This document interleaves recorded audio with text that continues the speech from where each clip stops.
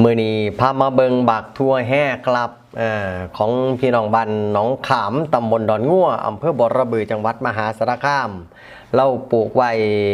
นำอ้อมน้องน้ำนะครับปลูกบ่กี่ต้นดอกเพราะว่ามันให้หน่วยหลายครับต้น2ต้นนี่ก็เหลือเฟือ